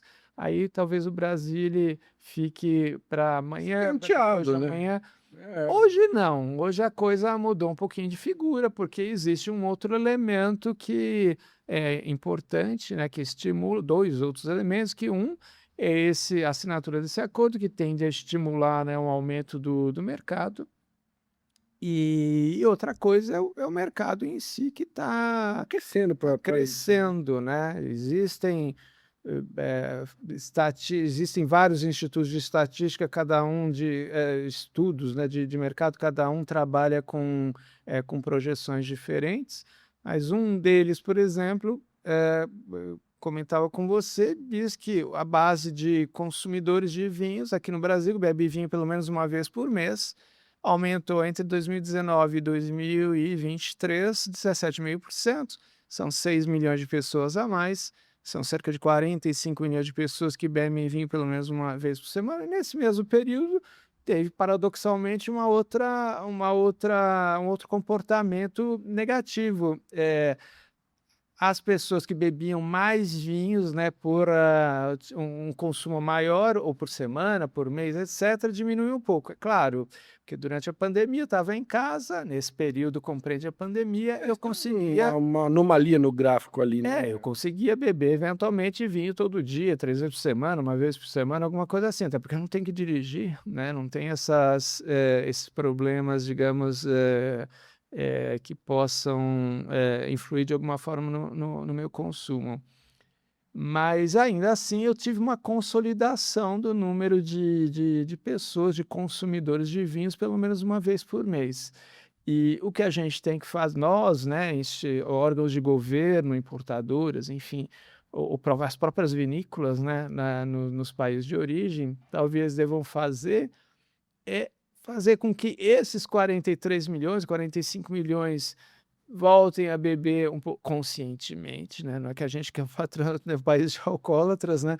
Mas conscientemente aumentar o seu consumo, talvez mudar um pouquinho as suas preferências. 91% dos consumidores de bebidas alcoólicas preferem cerveja, né? É a bebida preferida. No caso do vinho, a gente fala numa cota de 3%, segundo essas pesquisas. Então, talvez seja o caso da gente investir, nós, né, o governo italiano, com o nosso instituto, a França, Portugal, Espanha, os próprios brasileiros, cada um investir no seu, obviamente promovendo o seu produto, mas fazendo com que cada vez mais consumidores venham para o vinho, né, consumam o vinho e compreenda que o vinho não é uma bebida de elite, não é uma bebida complicada, ela pode ser uma pessoa, um produto simples também.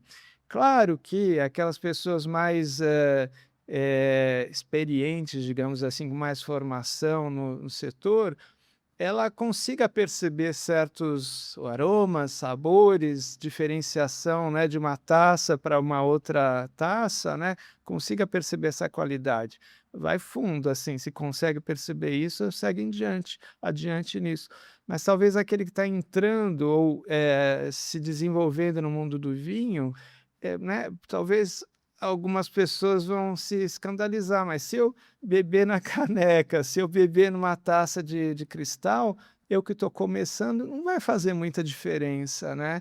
Eu vou conseguir ter prazer, perceber os seus aromas, sabores, etc., no limite da minha capacidade. Talvez aos poucos, quando eu for amadurecendo, conhecendo um pouquinho mais sobre aquele determinado produto, sei lá, vou trocar a caneca pelo copo de requeijão, pela taça Vai de vinho evoluindo, né? e assim Mas o legal sucessivamente. do vinho, eu acho que é o entorno, né? É a sociabilização, tá degustando comendo junto, tá com os amigos, trocando uma ideia.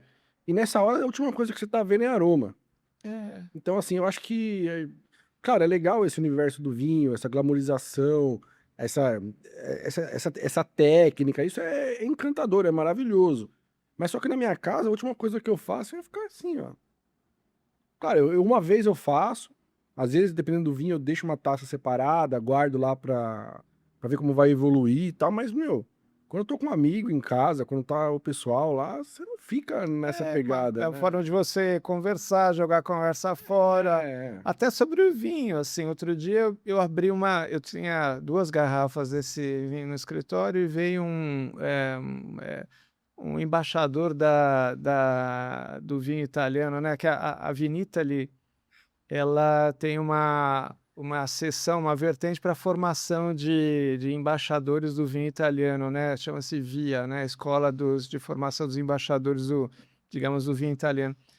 E um desses embaixadores, ele passou lá no meu escritório, eu falei: "Ah, já que ele é embaixador, deixa eu abrir uma coisa especial para ele". E a gente começou a conversar, beber despretensiosamente e tal. Eu confesso que eu ainda não tinha aberto esse vinho em particular, eu conheci, né, provei a primeira vez naquela ocasião, e os 2, né, começaram a conversar sobre o vinho, então, sobre esse vinho em especial.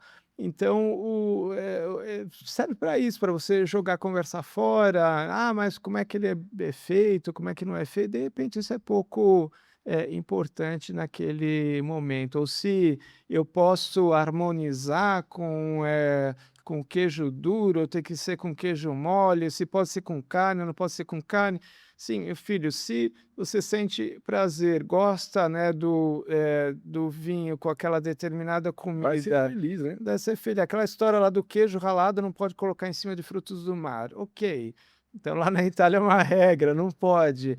Mas se você gosta disso, é o que está dentro do seu paladar hoje, né, do seu conhecimento hoje, o que o seu paladar aceita, segue adiante. De repente, amanhã você prova um pouquinho diferente, né, e acabe mudando o seu hábito, mas o importante é você viver aquilo que você tem e não procurar né, conhecer fórmulas, né, como é que, O importante é beber. E né? conforme você vai bebendo, você é automático a curiosidade de querer aprender, de querer errar menos. E aí você vai se aprofundando com calma. E se não quer se aprofundar também, meu, só tem um abridor em casa e vai ser feliz, né? Ou É se não, isso. nem isso. Screw cap, hoje em dia a gente tem uma facilidade, né, de alguns vinhos de nem isso precisar. É. E eu posso falar, as melhores experiências, às vezes, que eu tive com vinho, amigos, assim, foi tomando vinho num copinho de plástico, na Europa, em ocasiões que você não tinha uma taça. É. Cara, É isso, assim, esse é uma outra coisa que a gente tenta passar, né, nessas formações, ou informações que a gente passa para o mercado, é que, assim, vinho especial, ele pode ser bebido em qualquer ocasião. Não precisa ser numa festa, não precisa ser num almoço de família de domingo, não precisa num aniversário. Você quer beber lá na piscina? Bebe. Quer à noite, porque enquanto você está vendo lá o seu jornal preferido? Ok. Não existe uma regra ou um momento. Simplesmente, se hoje você quer beber o vinho para relaxar, abra a garrafa e bebe uma taça. Ou se hoje você quer beber água, faça com o mesmo prazer, é, né? O importante é você, não complicar, né? Descomplica total. e segue adiante, Estar vivo já é um motivo para comemorar, né? não é? Eu acho. Ô, Ronaldo, e aí pensando no ITA mesmo, assim, né? Quais são os próximos passos aí, né? O que vocês estão de planejamento para fomentar não só o vinho, mas como os produtos italianos aí no Brasil nos próximos 6 meses, um ano, assim? Então, a gente tem um programa promocional bastante intenso em todos os segmentos de atuação. Esse ano a gente já realizou aqui entre Brasil e missões para a Itália algo como 55 projetos. E até o final do ano a gente deve ter aí pelo menos mais uns 10 ou 15. Alguns são menores, outros maiores. Às vezes a gente posso levar compradores para visitar, pequenos grupos de compradores para visitar algumas empresas, pode ser vinícolas ou pode ser ah, produtores de tecidos. Isso aconteceu bastante recentemente, para visitar, para conhecer determinadas tecnologias. Então a gente pode levar esses pequenos grupos para lá. Existe, inclusive, um projeto para isso, né? Sim, na parte de vinhos, nosso próximo projeto no próximo semestre é I Love Italian Wines, o roadshow que vai percorrer 4 capitais brasileiras. No meio tempo, existem algumas missões para a Itália. A gente deve realizar muitas degustações, né? Formações de sommeliers, de lojas, supermercados, de restaurantes ao longo dos próximos meses. Parte desses sommeliers, não dá para levar todo mundo, mas parte desses sommeliers, uma espécie de prêmio, né, de curso. Você faz o curso de X dias, existe a prova prática, quer ver como é que você aplica aquela teoria no seu negócio, e aquele que mais se destacar de cada das redes de supermercados, restaurantes, etc., essas pessoas a gente vai levar para a Itália para visitar, sei lá, a Toscana, o Piemonte. A gente ainda está estruturando algumas regiões da Itália mais icônicas, mais interessantes, adequadas para a época do ano também. Talvez seja interessante para eles virem parte da colheita das uvas em determinadas outras regiões já a fase sucessiva, e assim sucessivamente, até para ver um pouco todo o processo, como é que ele acontece. Então isso no caso dos vinhos. No caso sei lá, da moda, por exemplo, a gente está recebendo uma delegação grande de empresários no segundo semestre para estreitar relações com o setor produtivo brasileiro, fazer um pouco com que o Brasil ele se torne uma espécie de plataforma para fornecimento de produtos e serviços para a indústria da moda da Itália. E claro que para isso talvez a indústria local precise investir em tecnologia e a Itália É uma pode coisa entrar com a cíclica sua ali. tecnologia. Então a indústria brasileira vai vender mais tecidos, aviamentos, etc., para a indústria italiana, ou moda eventualmente produzida aqui com desenho italiano, mas vai precisar também investir em tecnologia que pode ser italiana. Então, uma coisa alimenta a outra. A gente tem uma outra vertente interessante no segmento de energias renováveis, então vem um outro grupo importante para cá para mais ou menos atuar desenvolver oportunidades de negócios mais ou menos nessa mesma pegada e assim sucessivamente. Hoje a gente traz empresários aqui para o Brasil ou leva empresários lá para a Itália para visitar as nossas feiras, eventos, etc. E, enfim, bastante coisa. Um capital grande está sendo investido e é bastante justo, porque sendo o Brasil é um país com a maior população de ítalo-descendentes do mundo, é a maior população italiana fora da Itália, então é bastante justo que ele hoje ele esteja em evidência, né, na Itália. Realmente é um país onde a gente quer estar apostando bastante, espera crescer nos próximos anos. Mas é aquilo que você falou também, né? A roda ela vai se movimentando, então você consegue dar subsídio para aumentar esse investimento, né? Exato. Conforme você vai entregando resultado, mostrando dados, números, né?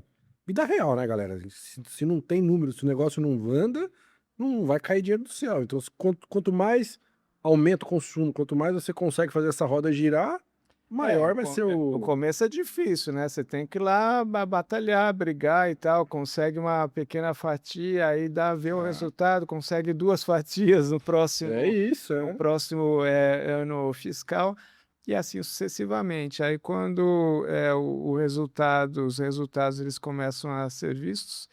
Caso de vinho especial, a gente vê, né, como eu falei, que as importações elas estão aumentando 7, 10, 12% por ano, né, nos últimos anos.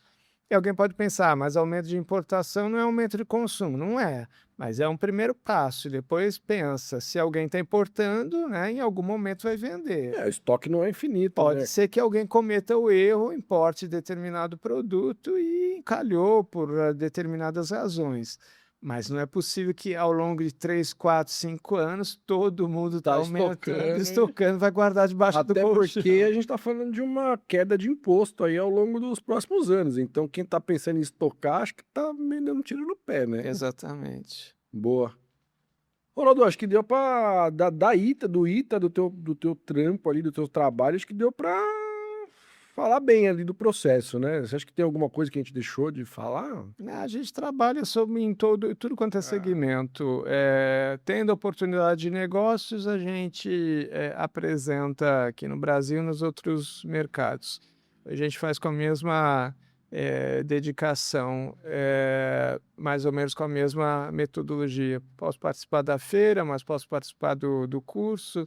Se eu tiver que levar apenas um jornalista para a Itália ou levar uma delegação de 100 jornalistas, eu vou trabalhar do mesmo jeito para que eu tenha resultado positivo. Boa, a produção achou que eu não tinha pego o teu brinde, mas tá aqui, produção.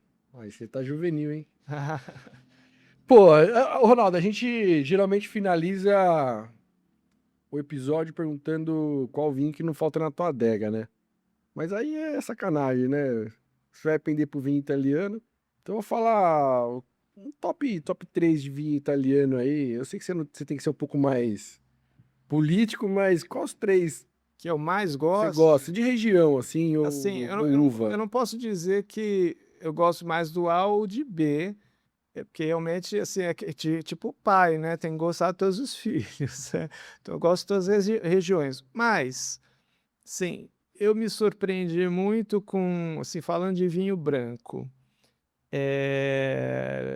Eu me surpreendi muito com um produtor que eu conheci, que depois ele veio para Wine South America, lá em Bento Gonçalves. Ele produz um vinho à base de Malvasia. Malvasia nem é uma uva autóctone da Itália, desenvolvida na Itália, em determinado território, mas não nasceu lá, não é específica daquela região. Mas assim, ele me apresentou o vinho e falou: primeiro prova esse daqui, que ele deveria ter feito talvez o contrário, mas ele falou: prova esse daqui que é o meu top de gama. Então é uma outra coisa que a gente pensa, que vinho branco ele não pode ser envelhecido e tal, né, passar por carvalho, enfim, madeira, né, não necessariamente carvalho, madeira, etc. Ele apresentou aquele vinho, eu falei: "Não, é fantástico, né, o sabor, o aroma, é tudo muito intenso e tal". Ele falou: "Agora, e esse daqui, obviamente, passando, envelhecendo, não sei o quê, tem um processo de produção longo, ele é um pouquinho mais caro". Não me lembro o valor, mas de qualquer forma um pouco mais caro. Falei: mas se você quiser, sei lá, vender esse vinho no supermercado, você vai lá no Brasil, talvez você tenha um pouquinho mais de dificuldade". "Ah, mas eu tenho também a versão de entrada, né". E aí eu provei a versão de entrada e dava para ver que, era a mesma uva, os mesmos aromas, os mesmos sabores, mas tudo muito mais suave, mais fraco. É uma extração É, como se diferente, fosse, né? assim, um perfume e água de colônia, sabe. Mas enfim, esse Malvasia, uma coisa que me surpreendeu bastante. Eu gosto, bastante dos vinhos do Vêneto, porque eu sou vêneto, Amarone é bastante, tá no meu coração, mas enfim, assim, eu procuro provar absolutamente tudo que vem na minha frente. A única coisa que eu não como, e nem não bebo, mas enfim, não como, nada de carne, porque eu sou vegetariano, mas de resto eu provo absolutamente tudo e tento avaliar. Mas assim, um bom Amarone, um Malvasia, ou talvez um vinho do Trentino Alto Adige, que são grandes produtores também de brancos, Brancos maravilhosos. que surpreende bastante, né, e são coisas que são opções bastante oportunas para o mercado brasileiro, que são vinhos mais frescos, né, interessantes de beberem né, com uma temperatura mais Mais baixa, num baixa. calor, é bastante interessante. Pô, eu não sabia que você era vegano. Não, vegetariano, vegano não, o queijo eu como. Eu fiquei feliz, porque eu como toda a charcutaria. Eu como. Você sabe que uma vez eu visitei fazendo esse trabalho, eu visitei um produtor de salames e presuntos na Itália, com um grupinho de compradores. Aí visitamos a fábrica e tal. E como é de habitual, né, ao término de uma Fazer a visita industrial, degustaçãozinha, né? eles, né, te levam para uma sala e mostram toda a produção e fazem a degustação. E aí era hora do almoço, né, e falei: "Ai meu Deus, e agora, né?". E aí quando o pessoal estava lá comendo, etc, eu falei, eu fiquei olhando em cima da mesa para ver se tinha pelo menos um pãozinho, né, só tinha carne. Eu falei: "Deixa eu ir até o banheiro, sair, inventar alguma coisa, porque eu não posso cometer essa gafe, né, seria muito delicado para a dona da empresa que estava recebendo a gente e dizer que eu não comia o produto dela, né". E aí eu saí, voltei dali uns minutos, ela se encostou, né, do meu lado e falou: "Eu não te vi ainda comer nada". Falei: "Não, eu comi sim". "Não, não comeu". "Comi sim". Aí tive que dar me virar nos 30 para ver se, né, tapeava a mulher e não comia carne, né. Mas Desde já tem mais de 20 ou 30, 20 anos, talvez uns 20 anos eu tirei a carne completamente. Não sou vegano, eu como os queijos, eu não vivo sem queijo. derivados ali, né? Mas não a carne em Os si. ovos, os queijos, enfim, isso sem problema nenhum, só as carnes que eu tenho restrito. Não tenho problema se eu comer Não é saúde, é eventualmente, uma questão mais. se eu comer eventualmente, não é que eu vou passar mal por causa disso, mas eu tenho opção de não comer e hoje não sinto falta Falta, nenhuma, né. que legal. Mas dos queijos eu sinto, Não, pô. E o queijotra aqui com os queijos incríveis. né. Pô, Ronaldo, que legal, cara. Foi bom, a gente acabou se conhecendo formalmente lá na Wine South America. Talvez esse episódio saia no meio de um projeto que a gente está desenvolvendo aí, que a gente foi para Itália lá gravar 5 episódios lá em 5 vinícolas já da região do Vêneto ali. Valpolicella, Amarone, né, Ricciotto, Lambrusco, os balsâmicos maravilhosos. Então tem umas coisas para sair aí, quem sabe muita muitas novidade. outras, né? Muita novidade. Mas que bom que a gente conseguiu bater esse papo aqui, porque eu acho que é legal a gente trazer aspectos distintos do mercado, né? E entender como que um órgão do governo italiano fomenta não só o vinho, mas outras áreas aqui no Brasil. Acho que é legal demais mostrar como funciona isso. No Brasil e no mundo. Esse ano a gente tem por meta, o escritório, né? A nossa rede tem por meta atingir 700 bilhões de exportações. É uma meta um pouquinho ambiciosa. No ano passado, se não me engano, atingimos algo como 630, 640. Então, é um 10% ali. é um né? crescimento importante, mas, por outro lado, é aquele negócio. Eu tenho que mirar Na no lua, bicho. 10. Eu quero tirar 10, né, na prova. Eu miro nos 10, eventualmente eu vou tirar 9, né? Tá Me bom pra esforçando, caramba, né? mas tá 9, tá bom. Então, Mirar sempre na lua, né? é isso aí. É isso. Ronaldo, pra gente finalizar, só um presentinho pra você de um dos nossos apoiadores. Poxa, A gente tem aqui uma cervejinha lá de Ribeirão Preto, obrigado. que é da SP330, tio Limonge. Posso abrir? Pode, por favor. Qual cervejinha que nós temos aí? Tem duas, essa aí. Ô, o tio tá ficando generoso, hein? Que Aí sim, hein, tio? Boa, hein? Tô gostando. Às vezes vem um copinho, essa aí veio 2 cervejinhas. Duas Você foi latas. premiadão. Não, é garrafa. Duas garrafas. Uma é uma Californication, uma Session IPA aí, uma IPA, né? Ah, Bem legal. as duas de, E as uma duas de outra. Ribeirão. Ah, que legal. E uma outra uma Pilsen. Essa aí foi a cervejaria mais premiada de Ribeirão Preto ano passado. Que legal. Tio é um argentino radicado aqui em Ribeirão Preto. Sommelier de formação também lá na Argentina. Mestre cervejeiro e veio pro Brasil aqui para empreender em Ribeirão e tá há uns bons anos lá já. Que E legal. faz essa maravilha aí que é a SP330. Tem o Point também, o Point 330 lá. É isso, né, produção? É isso. Eu não conheço, mas tem várias torneiras de cervejas maravilhosas que ele produz lá. E é um parceiraço nosso, que QR Code está na tela. Se quiser saber mais, acessa lá. Vou fazer um breve agradecimento a todos os nossos apoiadores. Trig Uva, nosso parceiro de vinhos, faz uma curadoria de vinhos nacionais impecável. Pô, quer fazer um brand direito para tua marca? É isso aqui, ó. Estoque d'água, de 100 unidades ao infinito. Eventos, bares e restaurantes, os caras são referência aqui em São Paulo. Legal. Charcutaria, você não teve o prazer de comer a charcutaria do Hugão, Mas o queijinho. mas o deixa eu queijinho comer tá aí. Então, charcutaria em Câneva, Hugão, nosso querido parceiro, QR Code tá na tela. Somcast 10 também para desconto no queijólatra, 10%. Queijinho maravilhoso. Búfala do Marajó. aqui. Eu sou cliente dele, muito bom. Então já aproveita o Somcast 10 e já vai ganhando 10% nas próximas compras. E é isso. Falei todo mundo? Falei?